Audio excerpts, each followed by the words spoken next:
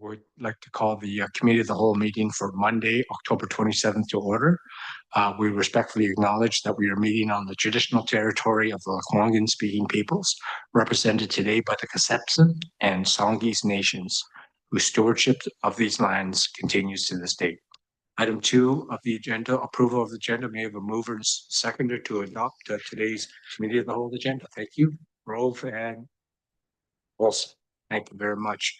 Are there any errors or omissions? Seeing none, does any oppose? Seeing none, motion carries. Adoption of the minutes. May I have a mover and adopter of the minutes of the July 14th Committee of the Whole meeting minutes? Dave and Jensen. Thank you very much. Any opposed? Seeing none, motion carries. Public participation. No one has registered virtually, and as there is no one here today, there are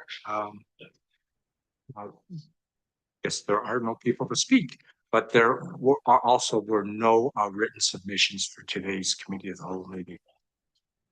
Okay, we'll move on. New business. Mr. Johnston, could you introduce our first speaker, please? Thank you, Mayor and Council.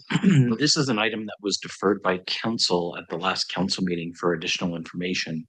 This is the 2025 Union of British Columbia Municipalities Strategic Priorities Grant Resolution. The presentation or overview will be from our Director of Engineering, John. We'll take Council through what the recommendation is. The recommendation is that Council endorses the city's application to the UBCM Strategic Priorities Fund for a grant in the amount of $4,890,975, and that any project cost overruns exceeding the requested grant amount of that be funded through the existing funding sources allocated for the project in accordance with the approved 2025 financial plan, and further that the Council, that should the City of Colwood be a successful recipient of the grant, staff be directed to provide grant management support in accordance with the terms and conditions of the award funding. Thank you very much. Mr. John. Thank you, Your Worship. Before Council is our project. This project is in the 5-year plan, but it's not in the 5-year plan as presented for the grant. Our 5-year plan back in, I guess, about a year ago almost now, when we did the early budget reflections, staff had come forward with the signalization of Carindale. That project was about $2.4 million and basically was just the treatment of the intersection. As part of that process, we had discussed previous to budget and then at the budget time about a roundabout there. We did have a analysis of whether a roundabout would make sense or a signalization of the intersection made sense, and for various reasons, and if we need to, I can go through them. It was determined that we go with the signalization.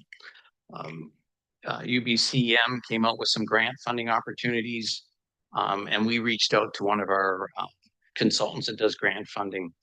And as a result, they found this grant with UBCM. And when we looked at it, we said, if we're going to do the signalization, why don't we enhance this if we're going to go for a grant? Because it's 100% funding.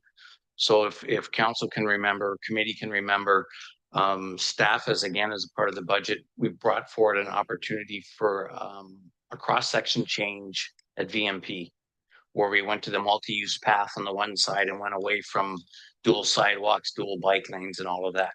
So what we're trying to do with this grant opportunity is to expand the intersection a little bit and see that the multi-use path, the treatment of Carindale all the way back to, I never get the name right, Maryland or Mary whatever, and then a little way up Resolution, just to kind of completely do the intersection. So we're taking an opportunity.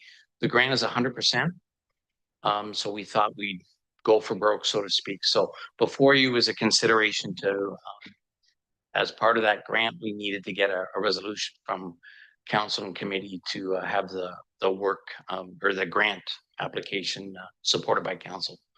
So we're looking for that resolution so that we can put that in as part of our grant package. They've reviewed it. They like it so far. So this is just taking another box towards trying to get the grant. Interesting. I'll open it up for questions throughout the council. Councillor Jordison, you're up.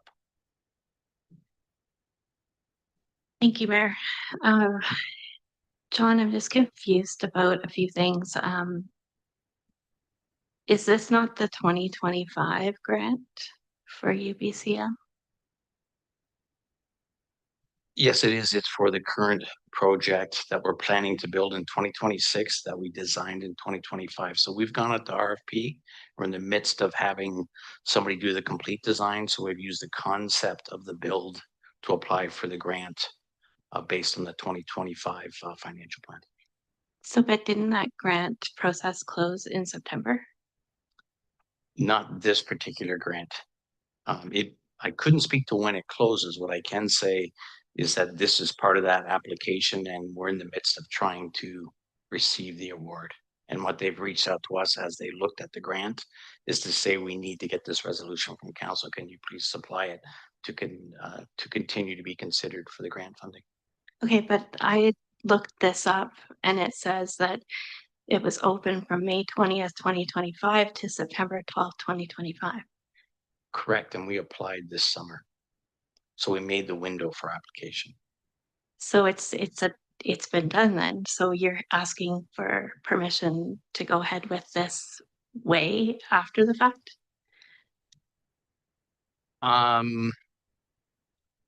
We have the ability to build it. We've applied for the grant. We're not planning to build it until 2026. We have funding in place to build the original intent. We've asked for an enhancement through the grant to build a larger project because of the 100% funding. We saw an opportunity to expand the project. So if we don't get the grant as currently sit, we'd go back to the original intent of the build, which is currently in the financial plan. So are these grants typically something that we get every year, or or is there like a competition process? Because this doesn't seem like a sexy kind of thing that you would put forward. I mean, there's a bunch of other things. I think that if this had come to council prior, that we would have suggested putting forward, and not an intersection that like the briefing note to me, the report, like I hope this isn't how it was submitted, because it looks like we're just putting a lighted intersection. You've gone on to say that there's more more involved in this, but so I hope that's in their information, because it wasn't apparent to me what we were spending $4.8 million on. So I'm just really confused as to why this is the priority and why we need to get it done. We could do it with DCC dollars, and why we couldn't have all come together and put forward a project that would have been, we would have known we would have succeeded with this grant. We reached out to our consultants, asked them what planned projects we had within our 5-year financial plan that would qualify for this, I'll call it impromptu grant opportunity from the province. Well, past year, provinces brought out different various grants that weren't part of their, say, usual package of grants. This was the only project that the consultant said we had a chance at. So we chose to take a swing and see if it's a hit or a miss. Thank you. I think council's been clear that moving funding towards Metchosin Road would have been something to do with this money. There's a rec center or community center that we hope to build. Sure, there's fire trucks we need to buy. There's like all kinds of things that are on that list that I just think that this was a lost opportunity. But thank you for putting something forward, I guess. Yeah, I would agree with that. The only thing I would say is none of those projects qualify for this particular grant, and that's the reason why we didn't bring it back for consideration. There was only one option, and we chose to explore it. Thank you very much. Councillor Olson. Thank you, Mr. Mayor. A question for John. I'm actually quite happy to see that we're moving the needle on this project, because there's significant safety concerns at this intersection. But the question for me was, I'm just looking for some clarity on the term that's used in the report, the grant staff management. Does that refer to existing staff capacity or additional resources required to administer and report on this grant? You may need to help me out a little bit. This is Joshua's report that I glanced at. So this, sorry, that's in the report? Yeah, it says in here, that staff be directed to provide grant management support in accordance with the terms and conditions of the awarded funding. So I'm just for myself looking for clarity on, does that refer to existing staff capacity? Or do we need to additional resources? Kathy's gonna help me out. Okay, thank you. If I could, thank you for the question. That's sort of standard language in most of the grants that we Okay. receive, just so that council is aware that there was a commitment from us to do that reporting back to the funding body. Okay, so with the this is all intent being managed internally then? Yeah. Okay, thank you. Thanks very much. Councillor Day. Thank you. I'm disappointed that we don't really have anything describing what the actual scope of this $4.9 million project will be, given that I've heard that this is a little bit different than everything that we had contemplated in our 5-year master plan. So I feel like I need more information on what exactly will be accomplished with this funding. Thank you for the question. The original intent was to build the intersection and signalize it. When you signalize an intersection, you'll do the lane configuration and the build of the configuration for the length of the storage lanes for the various traffic movements. So for instance, on Carindale, the design will have a dedicated left turn onto Veterans Memorial. On Resolution Way, it'll have a dedicated left turn onto Veterans Memorial. So that storage area by design, which hasn't been designed yet, but is the concept plan, will determine the length of the throat of the development. So if it was a 3-car storage, it would come back about 20 meters from the intersection. If it was a 2-car storage, it would come back about 15 meters. So depending on what the design finds out, we'll go back 2, 3, 4 cars, because like Resolution Way doesn't have a lot of traffic volume. So I would anticipate it wouldn't be more than 2, perhaps 3-car storage. Marianne Crescent, because there's a little bit more volume coming up from Carindale, might have, say, 3 or 4-car storage. When we had the grant opportunity, we felt like, let's take advantage of this. So instead of just going 3 or 4 cars back 25 meters back along Carindale, we're going to go all the way back to Marianne Crescent and build out both sidewalks on both sides and what we currently have for our cross section for our collector road, which is sidewalks at the back of property line and all of those other things. So the project would be extended instead of what we would anticipate to be around 20 meters back to about 100 meters on Marianne Crescent. Resolution Way, we're going to take the sidewalks all the way up to I never remember the streets, whatever that top street is. So again, instead of it being a 20-meter build, we're going back 100 meters. And we're just trying to take advantage of the opportunity that this is 100% funding. So we won't have to pay any of this out of our DCC funds. We can use those for other projects on Machosen, for instance. The other grant is coming from our reserve funding. So we were just thinking, why not extend the project, because we are eligible for greater funding than that. On Veterans Memorial, instead of probably coming back towards Allendale about 40 meters, we're coming back like 120 meters. So we're just trying to take advantage of the 100% funding. So we've just increased the length of the road treatment on all 4 legs of the intersection, as well as the traffic signalization. So we're just trying to take advantage of that opportunity. So we increased the size of the project. I appreciate the efforts and it is something that I've actually been identifying myself, that there is serious concerns for those side streets being very close to the intersection.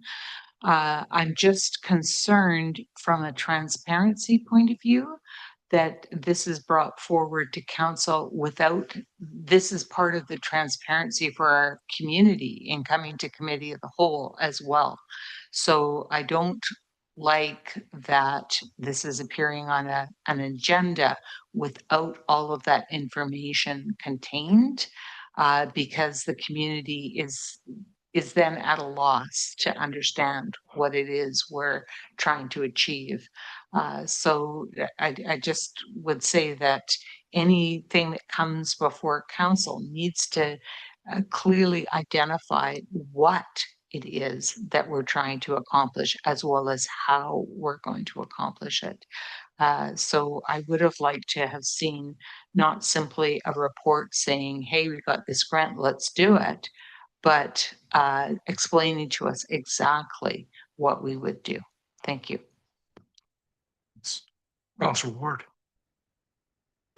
Thank you, Mr. Mayor. Through the chair, Mr. Rosenberg, thank you for that. That really was my question as well. I was looking, and the only imagery I could find was the schematic that Urban Systems put together July 29th, I guess 24, which obviously I think speaks to some portions of it, like back to Marianne and things that you were talking about, as well as most of the work. I guess, I knew myself we would be obviously changing that because of the bike lane piece and the pathway. So I would like to see a finished, not finished, nothing's finished, but a model of it, like a schematic of what we're talking about now, because I think as Councillor Day alluded to, like, you're going out to the community to say, I mean, ideally, right? Great news, we got this grant.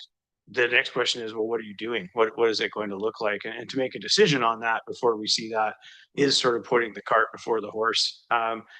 So when we get there, I'm supportive. I think at the end of the day, Councillor Olson alluded to it. I mean, the public, particularly in that area, wants to see this happen. It's anecdotally and brought up in Idea Fair and other places. We've heard it lots. So I would be supportive of it, but I think with the motion that we put forward, I'd somehow look to append on there or amend it that we have that information available at the time. Should we be successful in getting this grant, that we're able to show the public immediately at that time what this would look like. My only question for you, I think, is while there is safety concerns and people in those neighborhoods want to see this, the reality is, much like almost everywhere else in Colwood, we're talking 2 times a day where this is an issue. The majority of the time you go up VMP, and I travel it every single day, there isn't an issue there. It's rush hour, right? My concern is that we put a light in there. This is why I preferred a roundabout, but knowing the hurdles there, I could accept a light. But my concern is that, you've got a car coming off, so they turn off Marianne and head towards VMP. They stop there, they trigger a light. Now you've got VMP, which really is the arterial, shut down for the sake of one car making that turn. We see that already, that delay down at Allendale. So we've got this artery that not only services a portion of Colwood, but all of South Langford. And now we're adding another stop start on it. And my concern with that is that you start stopping traffic enough times, it leads to perceptions that there's traffic flow issues. We're making it worse. And then people start saying, well, we need to 4-lane this, even though it has no relevance, right? So I just question, like, in terms of the signal management, have we given any thought to how we're going to do that to avoid, I think the inevitable issues that will come from stopping traffic flow there? Yeah, thanks for the question. I am definitely not a traffic engineer, but some of the things that we do with regards to traffic signalization and trying to manage exactly that problem that you brought forward is, what we'll do is when we set up that vehicle coming up, that single vehicle, we'll tell the signal, and I don't know how we tell it this, but I know we can, is we'll tell the signal, hey, a car just showed up. Be aware of that. Now wait 45 seconds before you actually say yes, unless another car shows up. If another car shows up, change the signal in 30 seconds. And then it'll also say, if there's nothing else coming, if for some reason that car is, say, 2 a.m. in the morning, it'll say, look at the other legs of the intersection and see if there's any cars there. And if there's no cars in the other legs of the intersection, and again, we might put VMP on each end, say 100 meters out, have a sensor. And if nothing's crossed that sensor in the last 30 seconds or 15 seconds, whatever that timing mechanism is, then go ahead and turn this light right away because nobody's around. It's 2 a.m. Make the turn. And we can do all of this with timing. So if it happens at 9 a.m., we use the fact that we want a couple of vehicles in the intersection. If it happens at 2 a.m., we look at what's the volume of the traffic on the road at that time. So there's all kinds of intricacies with regards to that signalization that can help us mitigate that concern about all of a sudden people are saying we need to 4-lane it. I think the 4-laning of VMP is more than a decade away. And in some cases, at some point, 20, 30, 40 years from now, we may have to spend big dollars and go to a roundabout because it'll function better then. But that's way too far out. When you think about technology and everything else, it could change. But right now, a signal's going to work, should work for decades, I would say, more than a decade. And at that time, and we can mitigate along the way. So I'm pretty confident that we can do that through the optimization of the signal. Thank you, John. And sorry, last question, just with the original schematic from July, it shows us building out the 4-lane cross sections, you know, back fairly far in each direction. Would that be part of this then, or would we just be building collector lanes? The conceptual plan was all we had at the time. We are just closing out, and we just closed out the actual design of the intersection. So obviously what we're going to actually build isn't going to be what you see in that concept, because that concept shows sidewalks on both sides. So what we will build is the MUP. And obviously, if we're going to get $4.8 million, we're going to extend the lanes as far as we can for 4.8, but we won't extend them to go to say 5.5. Right. So we'll take a look at that time and figure out what that construction project will look like to qualify for the grant and optimize the dollars, because again, it's at 100%. We want to take advantage of that on behalf of the community, but we don't want to overextend, because then those funds can be used somewhere else, like our projects on Machosen or Suk or wherever else we choose to spend them. Great, thank you.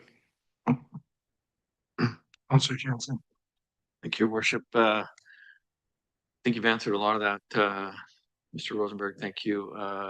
No comments about how to drive at all. I didn't hear any. Would it be the same going up the hill, or what's the deal? Thanks for telling me it's high to drive. Yes, our plan is to take sidewalks all the way up to High to Drive as part of this project. So again, we're trying to optimize those dollars. I don't know how far we're going each end of VMP, and we haven't strategized about where's that optimum dollar spend. But I do think those treatments of sidewalks, again, trying to keep people safe. And I do know that intersection with regards to kids coming and trying to get to school, providing those sidewalks from Marianne Crescent and Haida up to VMP makes a lot of sense. And then stretching the VMP dollars as far as they'll go. There is a fair amount of pedestrian traffic. Right. Yeah, you spoke a bit about the 4-laning, and that was one of my questions, and I think you covered it nicely. But we're going to build it for now and for the next decade or two, and then it all needs to be redone again. Is that my read? No, I would see that we would prioritize 4-laning between Allendale and VMP, because that's where the backups are happening. Sorry, Allendale and Carindale to Latoria. We don't really see that much for backup, so we don't see a reason to really start 4-laning in that direction. So I think we'd just get it through the throat and get that done. But again, once we get to the design concept, we'll start looking at where's the biggest bang for the buck while prioritizing those side roads for the pedestrians. So we can future-proof the placement of some of this infrastructure to some degree. Correct. So, okay. Thanks. Far be it from me to oppose an opportunity like this for the better part of $5 million for the community. So I'm happy to support it. Thank you. Thank you. Before I go to you, Councillor Day, I'll do my first question. So you talked about the grant amount of $4.89 million, and what wasn't clear to me, because there's no details behind it, is that include a contingency in that dollar value? And if so, what percentage is it? Our contingency is 25% of that 4.8. 3.8 is construction, and 1 million is administration, engineering, contingency. Okay, thank you very much. That answers my first question. And I'm assuming you also have you accounted for inflation, tariffs, and all that stuff in that estimate of yours? It's extremely conservative estimate. I'm quite certain that when we're done and we actually get to design, like I say, we will shrink the length of the extension of VNP to fit the dollars. Right. So it's very clear that this is not really shovel ready yet. I think this, just by your answers today. So that's pretty darn clear to me. I guess the only last questions I have is, what is the grant decision date? Like, when do we have to have this in, and when are they going to make the decision by? It's question number one. I'm hoping Kathy might know, because I don't. Yeah, we're not sure. We'd have to get that information for you. Okay, thank you. And second of all, estimate, what's the construction timeline? Say you got the money, what is that construction timeline? I don't think construction timeline would be impacted much. We were originally intending with the first project to start design in early 2026 with construction starting in the summer. I would guess because of the complexity of the new project, we might add 4 to 6 weeks to that work process. So it would still start in, I would say, later summer of 2026. Okay, thank you. And the last one I have is not a question. Well, it is sort of a question. I know you went through this and you convinced all of us before that a traffic light is the way to go and not a roundabout. And so my only concern is that, I'm just trying to make sure that we learn some lessons from Machosen and Latoria, because I heard afterthought, whoa, shit, we should have did the roundabout in the first place, right? I heard it. And I just want to make sure we're not making that same mistake again. And if, we have this opportunity to get right the first time, but I think I just heard you say it's years away, before you'd consider a roundabout. But I guess I'm becoming sort of more of a believer in roundabouts now. I just love the flow of traffic on them now. It's pretty phenomenal. No one can't accuse us of having idling cars, that's for sure. Just seeing what's happening down here. I mean, it's almost reckless because I see how it was designed there. You've got few joggles, so you can't just get on there and race around. So very clever actually in design. So I guess just considering the cost, the maintenance and operating costs of traffic lights and doing it that way. And then I know one of the big considerations was cost with a roundabout. I know there was concern coming down, the hill there, one side, it wasn't really, there was some issues there. I heard all that, but I just want to make sure, second sober thought. I just want to make sure that, that this is the right decision and we should, I don't know if we can do a redo here again, but, just add a few more million, and just make it a roundabout. I don't know. Like you said, you're not a traffic expert and I'm even less of a traffic expert than you, right? I certainly am, but I just want to make sure we're not making a mistake there and, going, damn it, I'd say we should have done that. Considering also, I understand now, I was talking with the Sandwich mayor and he was just telling me what these grants you can get from ICBC or CAA, I forget what he said. They get up to $500,000 for putting a roundabout in instead of a traffic light. So there's I guess there's data stats that show that there's less accidents. So I guess that's my question. Second sober thought, and John, you're smarter than I am when it comes to this, but I just want to have that assurance that you're not telling me next year in August, oh, damn, Mayor, you were right. We should have put a bloody roundabout there. So I guess I just wanted your opinion on that, please. Sure, you bet. I think to start with, you're singing to the choir here. We definitely see the value in roundabouts in our community. So much so that, you probably don't remember because we put a lot at you last year, but we are contemplating the design of a roundabout at Machosen and Souk. I don't think that was initially thought of when we were thinking about what to do at Machosen and Souk where it's busy. We've actively been working with the Ministry of Transportation advocating for a roundabout at VMP and Souk.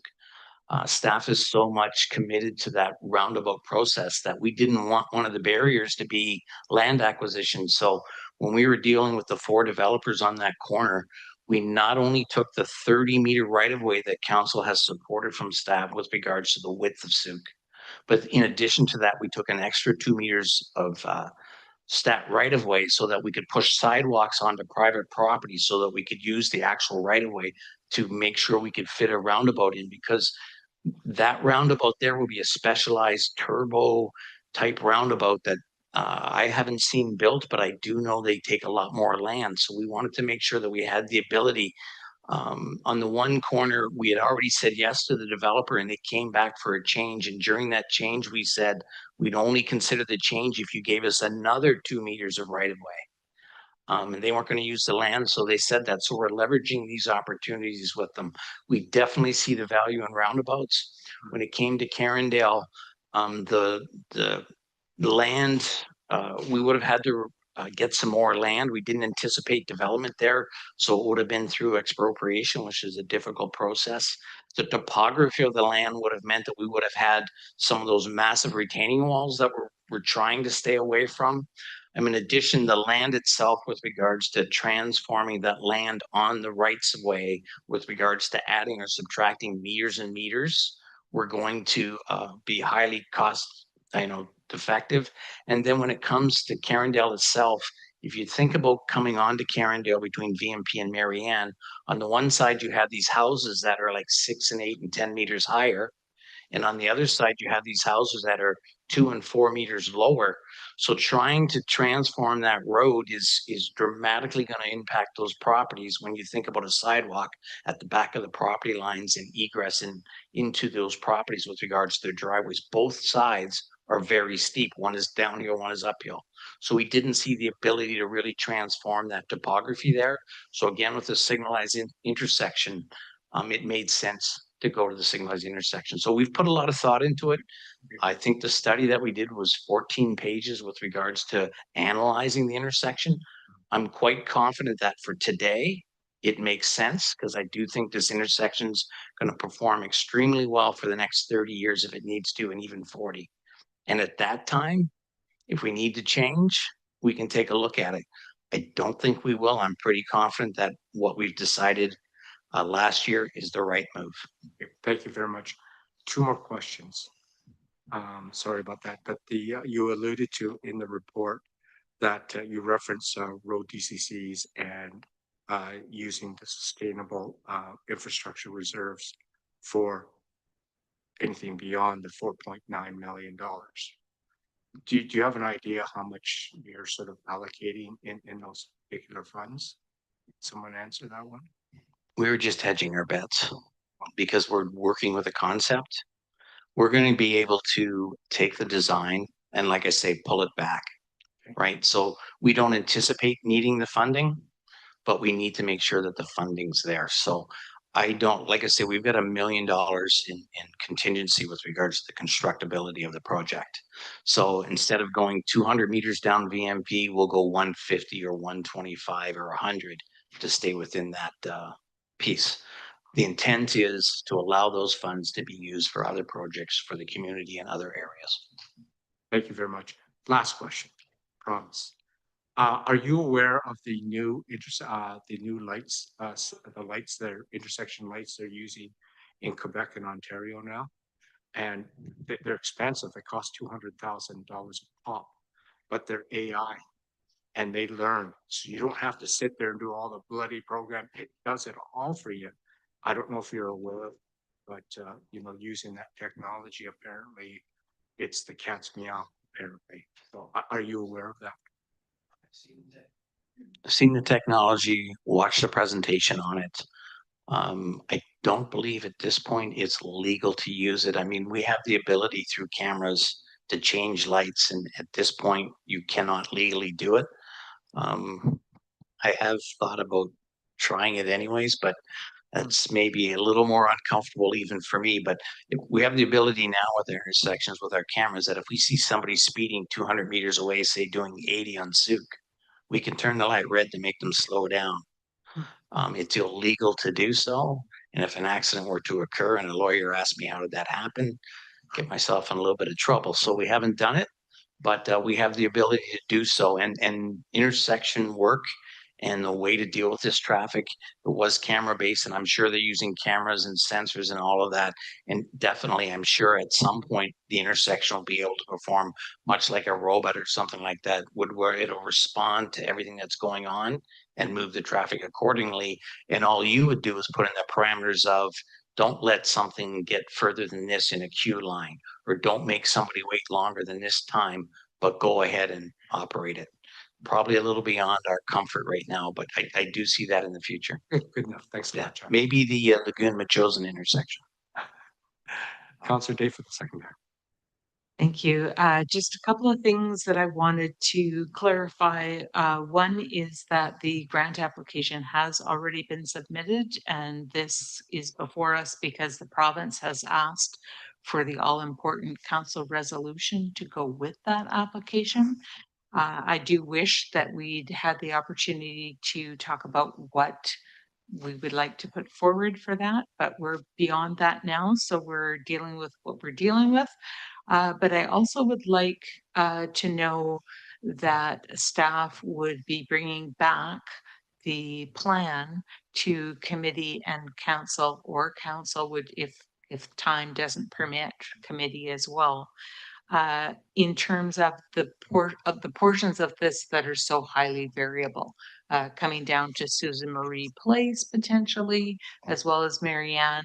Haida Drive is the one straight across. It's the other half of Carindale, so to speak. But I really, I don't want to miss the opportunity, but I'm not 100% comfortable with the vagueness of what we're actually approving here. So I just wanted to come back for that important understanding of exactly what we're doing, because we are accountable to our residents for what gets done in Colwood. And I think that's important. Are you able to say that we will get to see those things before they're done? Thank you, through your worship. First question is, yes, this is part of ticking the next box in the grant. The grant's been reviewed. They like the concept. They just need this council resolution. I'm quite comfortable bringing it back. I would hope, I think just to help with the success, if we could get one resolution that says we approve the project, please proceed. And then if you want to have a second separate resolution that says, as part of the process in the grant award, can you come back and send it to committee, send it to council, show us the design, give us some options on what you'd like to do? Happy to do that. May add a little bit to that time frame with regards to when we construct this, because obviously committee shows up at one time and then council to another, so that adds a month to it at least.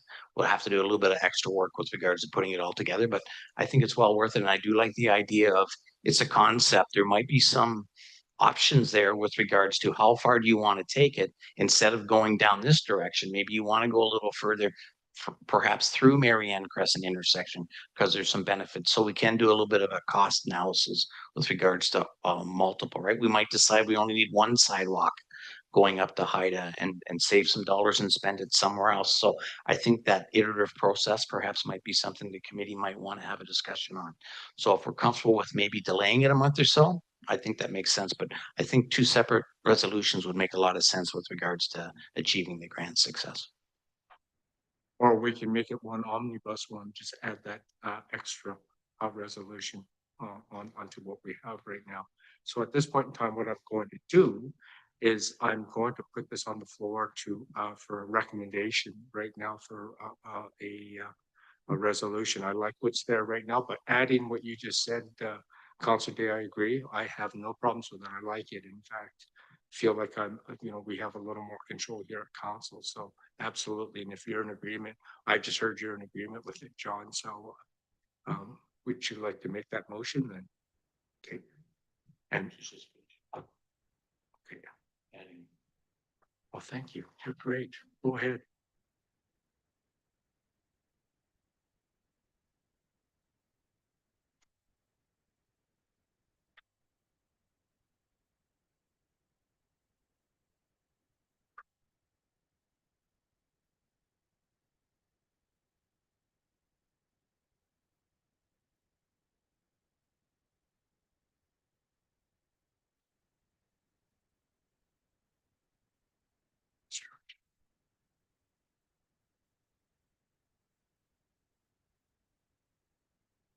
Okay. Are you comfortable with that, Councilor Day, please? Per John's request, I would just suggest that we separate the first three bullets from the final bullet and make it two separate resolutions, or the second part could be a motion arising, but that way when he wants to forward his grant application resolution, there isn't any little concerns maybe coming up there.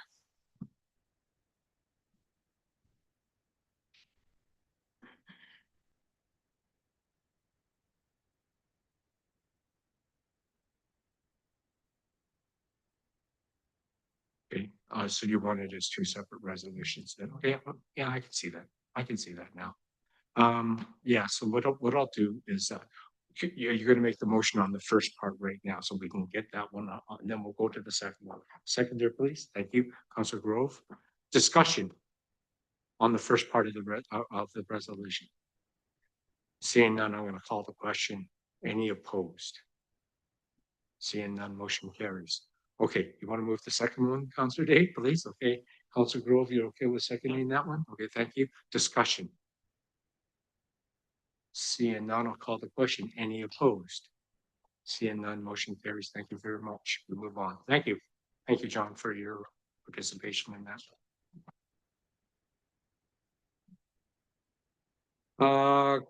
Growing Communities Fund. CEO, can you please introduce who's going to introduce this one? Thank you, Mayor Kobayashi, members of council. The Growing Communities Fund will be presented by our Director of Finance, Kathy McLennan.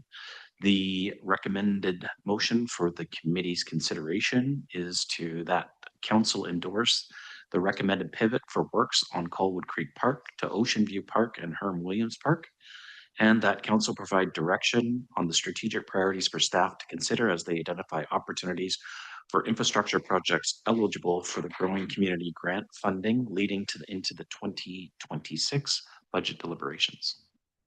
Okay, thank you very much. Yeah, I'll turn it over to you, Kathy, please. I have comments, but Thank you. I'll let you move on there first.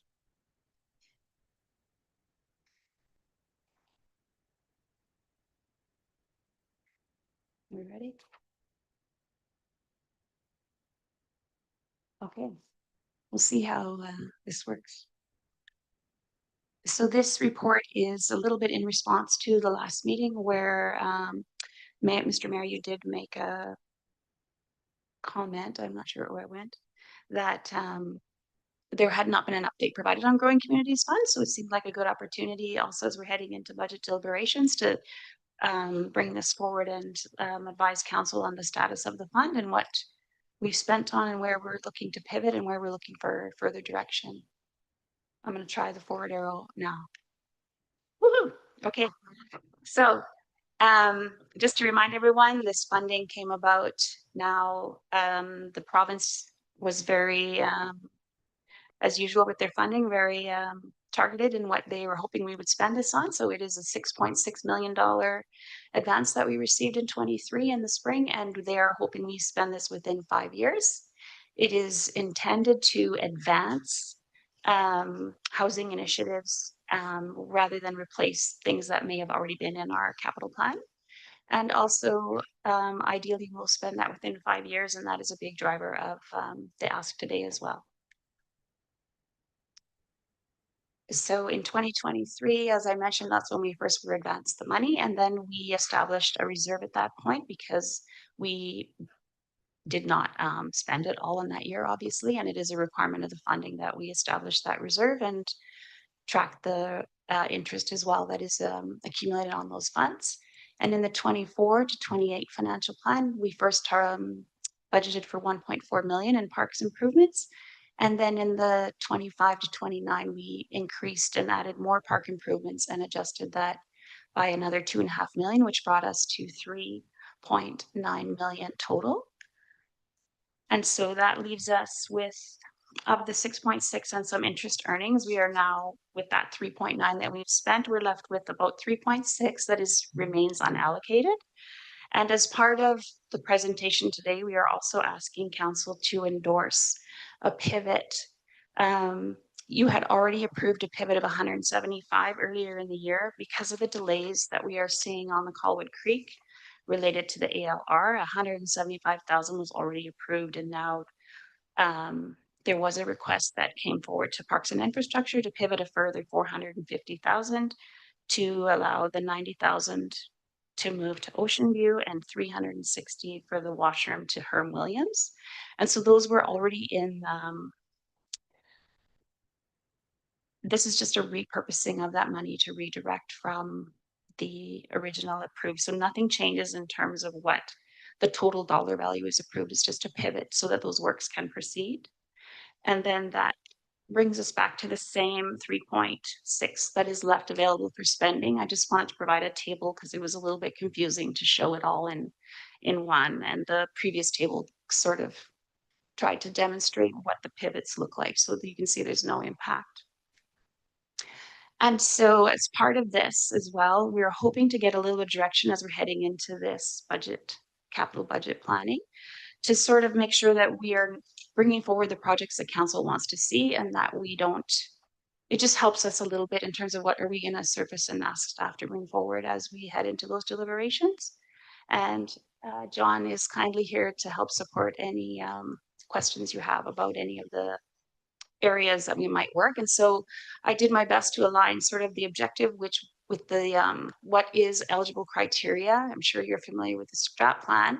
And then this was the criteria. It's a really busy working paper, so I hope you can see sort of what are the criteria. And so I just tried to highlight to show the alignment in terms of which ones are aligning with what is in our current strategy plan and what can we actually do between 26 and 28 when the funding is intended to be spent.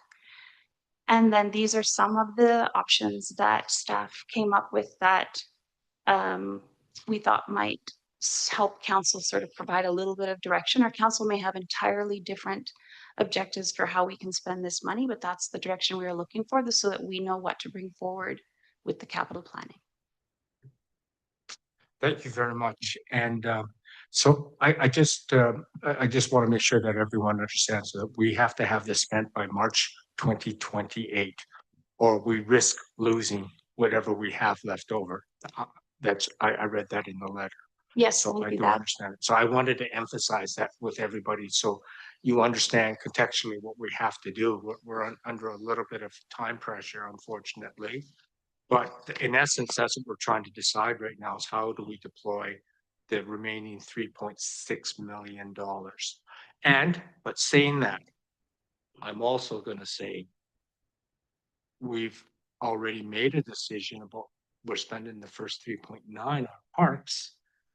Are we still going to go forward with that? I mean, some other potential things from what I understand, though, from reading the letter, because you always have to go, oh, this is a good idea, we should spend it on this. And then you go back to the letter, and geez, that doesn't fall within the letter, the compliance of the letter. But I did notice things like our CMP facility is included, I believe, in that letter. So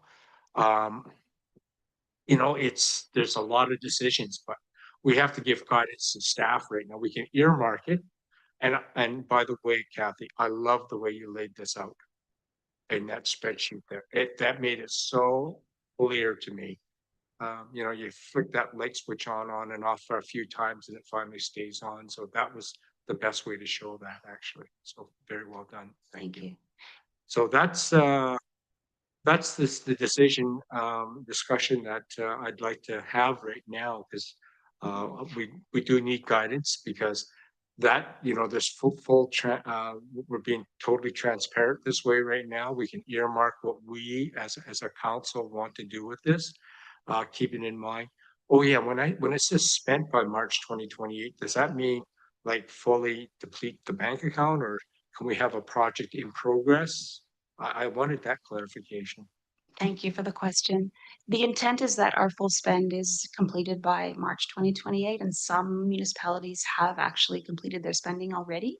There is language, though, that they say, what we will work with the municipalities. So I think there will be some leniency, but the intent is that we do complete our spend by March 28, and ideally we wouldn't be in that position where we're having to negotiate a change. I wouldn't leave that to risk, actually, myself personally, because they're kind of broke right now. So that's how I feel about this. So anyways, I'm just going to open up the floor right now for discussion. Councillor Jensen, we'll start with you. Thank you, Worship. I had a look at the report, and I feel like we're talking couple different things here, but the report before me here speaks specifically about assigning a dollar value to some parks projects, and now we've quickly morphed into how do we spend the rest of it. And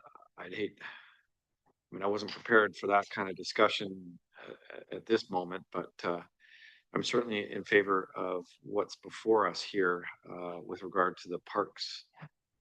And I do have a question or two specifically about that, if you don't mind. And I'm sure this might be directed at Gord, but help me out, Gord. I'm just thinking back to our parks plan that we did. I mean, we primarily focused on 3 parks, and we didn't really focus on Herm Williams as far as design goes and stuff like that. So is that already in the can and ready to go in some form? As far as the washrooms at Herm Williams, which I see as an option here.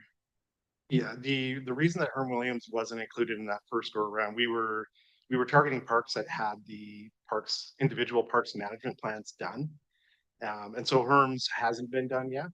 But we did identify Herm as a very programmed park compared to any of the other parks. We do have washrooms coming to Ocean View, we do have washrooms coming to Quarry. And then the next, I mean, Herm Williams Park is probably the most programmed park we have for the size. So it was a good decision to put a washroom there, and it would be in the individual parks management plan when it's done. That's why you didn't see Herm Williams on the list from before. I just didn't remember seeing any designs for Herm Williams really as part of that process. So, and the good thing about being able to pivot is the washroom fits. The same washroom that was in Colwood Creek fits into Herm Williams, exactly the same. It's a prefabricated washroom, so it's a very easy pivot to go from one park to the next, and it fits nicely in that park. That's a high-end pit toilet, as I recall. Is that right? Very high-end pit toilet, yes. I don't even like to say pit toilet. So we can get rid of the green biffy in Herm Williams Parks finally. That's really about it. I love the discussion. I'm certainly supportive of this and happy to make a motion when the time comes, Your Worship. And I'd love to. Yeah, so in the end, if you confirm the original 3.9, you're actually confirming what the recommended motion is, which is the $611,000, because that was in the original approved, what we had originally said we want to do, right? I believe, Kathy, if you could just confirm that. That 611,000 is coming up after this item on the agenda, so that would come off of the 3.6 if council chooses to endorse that project. Right. So it makes it easy. That's what I'm just trying to say. Yes. Okay, Councillor D, please. Thank you. Just in thinking, I was a little bit caught off guard by the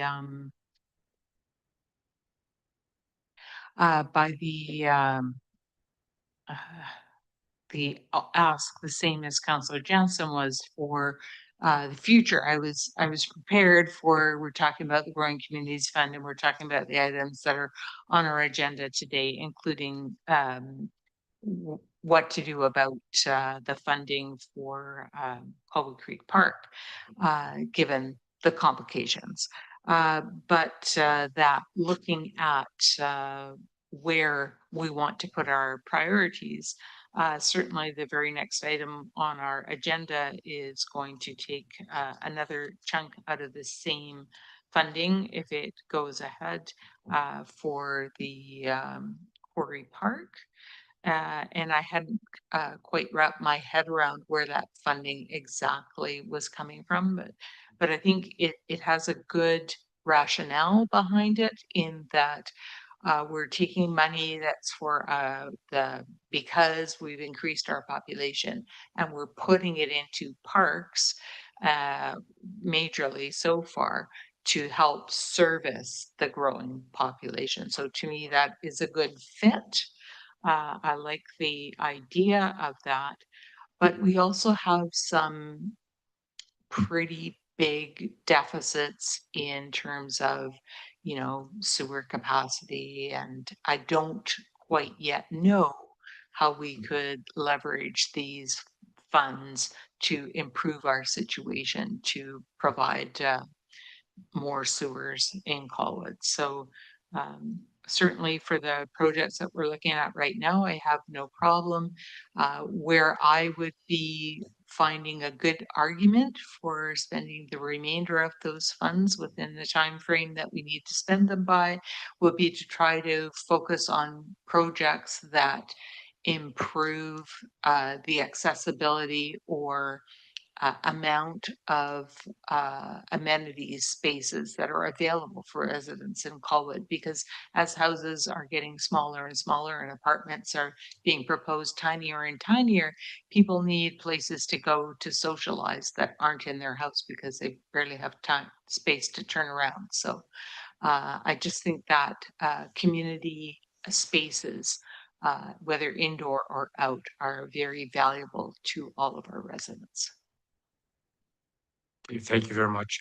I'm surprised that you're surprised, both councillors, because clearly I thought till we did the motion that council provide direction on the strategic priorities for staff to consider as they identify opportunities for infrastructure projects eligible for the growing community funding leading to 2026 budget deliberations. That's clearly there, and the staff report supports what has been spent. Now they're asking us for direction. So I just want to clarify that.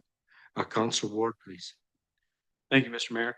Generally, I'm supportive. I mean, I think when you look at what's eligible to spend the money on, first of all, you whittle it down from the grand list of projects that frankly, we could spend hundreds of millions of dollars on things we need to do. When you look at what is actually eligible here, the fit is pretty logical. I think we're behind the 8 ball when it comes to washrooms and parks, for example. Quarry Park's a great example. We opened arguably the best playground in the region, and there's no washrooms. I hear from young parents in Royal Bay all the time that that's a concern. So, these are realities that I think we can address easily here. The one piece that caught my eye is that one of the eligible things here that probably carries a very low cost, or lower, I should never say very low, is that you can also spend on feasibility studies, and it identifies including infrastructure capacity assessment. There's a piece about climate lens assessment and so forth. I'm less interested in that as I am this infrastructure capacity assessment piece, and I wonder if there's a small chunk of change you could carve off here to really address this notion of sewers, roads, the rest of it. I think and I could be completely off base here. Maybe we understand it better than I think we do, but to conduct a real assessment of our community's ability to grow at the rate that the province is asking us to grow, because I think there's a lot of confusion around that. There's a lot of uncertainty, as you said, around sewer capacity, potential costs on that in the future. There's no end of griping around traffic, even though the bulk of it really, it doesn't start until we get way down Highway 14 or Souk Road.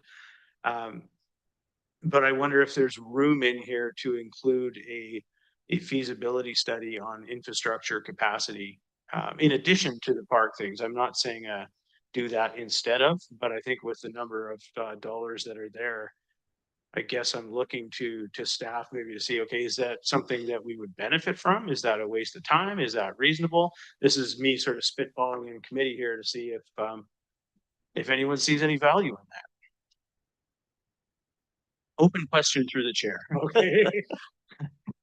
Any comments from anyone on this? I'll just give you my opinion here on this. It's just a simple opinion. And you're right. I mean, what I did to prepare myself for this meeting today is I looked at our capital plan for the next 5 years, looked at all the projects and tried to figure out what should be spent, with that 3.6, what's feasible. Well, I don't know what's feasible because I don't know if I can have it all spent by then. That was the conversation I was hoping to have. However, knowing where we are right now, I don't think anyone was prepared for this. Just to be fair to everybody, I think I for that portion of the motion, I think I'd like to defer this just so that people can go back and just have a relook. Just look at our capital plan. You've got a head start. We've already decided what our priorities are. So what do you want to spend that 3.6 million bucks on? Is that okay with everybody? So I'm just trying to move off this and just get the first part of, at least the first part of the motion done, and just we can just defer the second part to another committee of the whole meeting. And if that's okay with everybody, that's what I would like to do. Does that make sense to everyone? Oh, Councillor Grove, pardon me.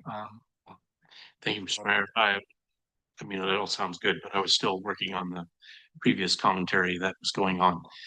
The, thinking of Colwood Park, Creek Park, which has lost some of its planned amenities in a sense through this deferral, is just thinking in terms of food security, which is an important part of our strategy and our OCP and all the rest. And the idea that the Colby Creek Park has got a unique structure and it's open spaces and so on. I think we've had some input from citizens through the community garden connection about possible locations for further community gardens, but also orchards, fruit orchards. There's some sites identified. I think, Gord, maybe you've seen that document, but whether it's viable or not, or how it's tied to the ALR requirement. And I was wondering if that could fit in somehow. Also, I'm aware of the fact that the Compost Education Center has discussed with me and others that they would like to locate on the West Shore, and if there was some possibility for that organization to exist, in that location with obviously an education component would be a main part of it. So that would be a few ideas about where we could spend some of that money. Meanwhile, I would support this idea of splitting off this discussion. I just wanted to get in there because okay, thank you very much. Yeah, I don't want to circumvent the discussion because it's good, but I clearly, the understanding wasn't there. It's very clear that what was required here. So, if I can go ahead, I'll make the motion because I think I know where we want to go with this. But and then you get a second there and we'll discuss it and then we can move forward with this. But I just want to move that we'll leave the first part of it, which is the germane part of the discussion here. But the second one is that what I would like to do is in preparation for that second part, the deferment, is I'm going to ask staff, sorry, you're going to have to you have to hit the light switch on us a few times. If you can come back with, just if you can scan the 5-year capital plan right now, and in your assessment, what can be feasibly done by March 2028, and have those projects ready, and make sure, again, you're doing our homework for us, but you're helping us right now and making sure it falls within the guidelines of the growing community fund. That list is going to become narrower and narrower and narrower. And I only ask one other thing, if there's any other ideas that you may have, for example, yours of Council Grove, absolutely submit it and we'll see if it falls within. John, please. Thank you, Your Worship. I think the tough part with regards to what can be built is really about what you want to build. So some things can be built concurrently, some things have to be built consecutively. So I think what we can provide to council is a time frame of buildability. So for instance, Galloping Goose, we knew would be like a 2-year project. The roundabout was a 2-year project. So I can't really, if you pick one project, it may really impact the feasibility on staff because it's really staff heavy. So we can't do the second project because we don't have the staff to do the 2 projects at the same time. But what we can do is say, maybe try to think of a metric where we say, okay, this project is a standalone. It would take this long to build. This project is a standalone. So you then could couple them or consecutive them. So we can give you something like that, but I don't think we can really give you a clear indication of what can or can't be built at the same time. But I get your gist of what you're trying to do is give us a time frame that's potentially achievable. Okay. Does that make sense? It makes absolute sense to me. Mr. Johnson, do I have to make that type of motion, or is it understood what we need to have done before for that deferment of the second portion? With the deferral and the information, I think we have exactly what we need in order to bring it back. Okay. So, does someone want to make a motion on? Okay, thank you very much. Councillor Jensen and Councillor Grove. Further discussion? So everybody's okay with this? Seeing none, I'll call. Oh, you're opposing? John, go ahead. I would never oppose because I never want to sit in those chairs. I'm just trying to get a grasp of, I know what we're trying to achieve. And I mean, this is kind of nice that we've got this money, but like there's some things that are out of the box that we could think, like the feasibility study idea.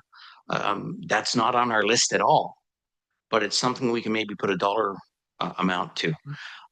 You'll see the list of potential projects is buying land. So for instance, buying a park. Would you like us to take a look at and say, hey, this piece of land might be a park that you want to buy for like 500,000 or $1 million? They're all options. So do you want us to kind of put our thinking caps on Yes. with Yes. regards to some of those alternatives? The Machosen Road, we pretty certain that we're probably going to need the 4-lane Machosen from Wishart to Souk. So we can maybe put a dollar amount to, hey, if we had to go out and buy 2 meters of land throughout that corridor from each individual homeowner, so that we could do that project sooner rather than wait for development over the next 20 years, we could say, okay, land is worth 2,000 a square meter. There's, 4,000 square meters to buy. It's $800,000 approximately to try to buy all that land. We could start right away and see if it's achievable. Talk to a real estate agent if you said we like that idea. So do you want staff to bring forward a couple of those out of the box thinking things? I've got a sanitary sewer lift station that may open up development, for That's your instance. question. Love it. Okay. But if everybody else is, but I like that thinking. Councillor Jordison on discussion. Thank you, Mayor. I just wanted to ask if it's something that we could purchase a home for like a youth center. Good. As long as it falls in line. Okay. Yeah. Thank you. So that's what I'm saying. Get your ideas to staff right now on this. I mean, I'm serious. Your idea too, Cynthia. Like, there's none that should be excluded, but at least we're all talking and we have an idea of how we want to spend this money. Because right now, it's just being chipped away and we're sort of losing control. But I'd like to have that clear direction to staff. You okay with that, everyone? Yeah, everyone's cool. Okay, I'll call the question on the motion. Any that disagree with us?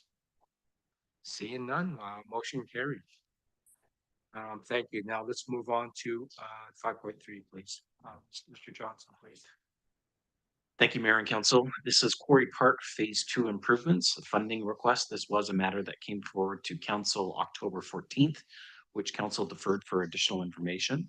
The recommendation from the committee to consider recommending to Council is that Council direct staff to allocate $611,000 from the Growing Communities Fund to complete the formalized treatment plan for Quarry Park Phase 2. And sorry, we have Gord here to provide Council with an overview. Thank you very much. So yes, we are bringing this back, hoping that the report that you just heard helped a little bit with some clarity on and I do have a short presentation here to go over.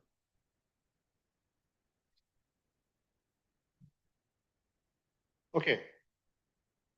So this is for expansion of the smaller field, informal field, to a bigger formalized field that would help serve the wider community for athletics in Colwood. So a little bit of the background and the current obligation of the developer through the development agreement requires path developments to provide an informal 45 by 90 graded and drained grass playing field. How this can be improved through some stakeholder engagement. We now know that a larger size field, but this field does not meet the needs of the community user groups that require a more formalized field setup with regards to amenities. The field size is required to be expanded to 64 by 100 to significantly enhance utility, making it viable for current and future soccer recreational use. We also know through Westshore Parks that the larger size also helps with maintenance. Being able to set up the field in different spots will help maintain those areas. This being a grass field, it will require maintenance, especially it's going to be used through the fall and winter months. Being able to move that field set up around will help us maintain the field. And one of the questions I was asked at the previous council meeting that staff went back and wanted to answer more wholesomely was, why now? Why are we asking for it now? Staff recommends leveraging the developer currently on site to construct the full field size, achieving cost savings and efficiencies versus building the extended version later. So right now, Path is ready to build, and they would build the field that they're required to build.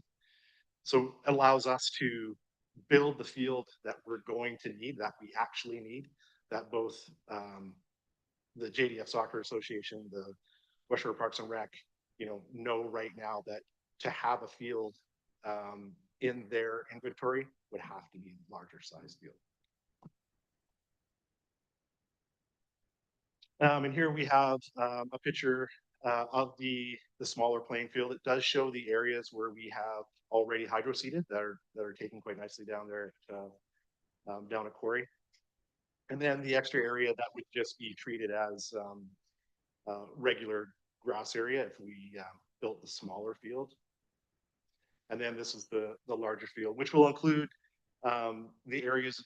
It does need to plan the outside of the field as well. So there will be grass pathways that are part of the plan now, as well as the washroom right there at the end of the field in 2026. So here's the timeline, and here's where we are now. We've done the conceptual, or we're working on the conceptual design for the sports field. Path has engaged a sports field consultant. They're using AE, which is the leading consultant here on the island for sports fields. The design development and city approval will conclude February 2026, with construction anticipated to begin in March, and then with ready to play in 2027. The field does need a full year to mature before there's actually play on it. But if all goes well, we would see soccer in the winter of 2027, fall winter of 2027. So the options before you today are the staff recommendation that council direct staff to allocate the $611,000 from the Growing Communities Fund to complete the formalized treatment plan for Quarry Park Phase 2. The council direct staff to identify and pursue alternative funding sources for the Quarry Park Phase 2 formalized treatment. That the field be built as originally intended, the 45 by 90, and that field be utilized for informal play only. And or option 4, an alternate recommendation as directed by council. And I'm happy for questions. Thanks very much, Cord. That's a good presentation. Nice and brief, succinct. Open the floor for questions. Councillor Day, please. I was just going to suggest that I feel more on track with the whole budgeting process with the previous presentation. My question really originally at the council meeting was really around. Sorry, that's me. Sorry about that. There we go. And just trying to keep budget items together for requests so that we're not, advancing something without thinking about the entire picture. So I do really appreciate the previous report.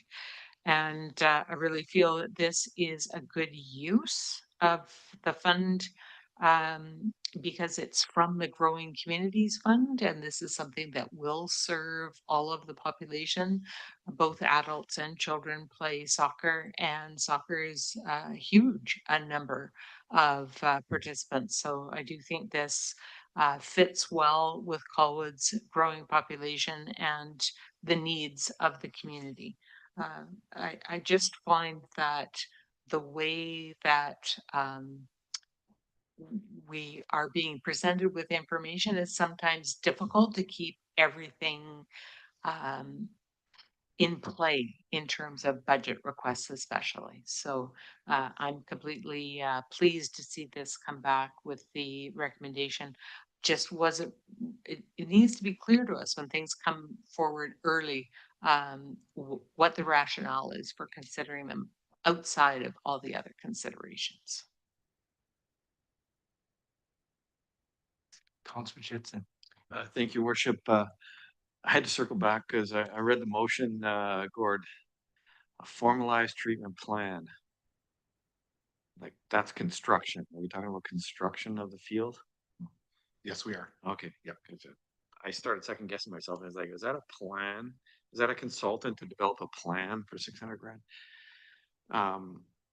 The only other part I had, I'm fully in favor of this, and not only, and we speak of soccer, but quite frankly, open areas like that have many uses as far as community events go. So I think the reach far extends beyond just the local soccer club. But having said that, as a primary user group, have they indicated the ability to bring any funds to bear in this request specifically, since it services their specific need?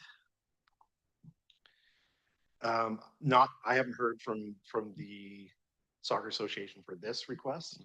But on previous motions through the Parks Committee, there is talk of partnering for like a soccer association field house, some of the recreation around that sort of thing. I certainly don't want to slow this down, but I would encourage staff to engage with the soccer club. They are quite well funded, and this will definitely allow them to run a full adult soccer game, or to split it up into half or quarters for young people as well. So there's a lot of usage there.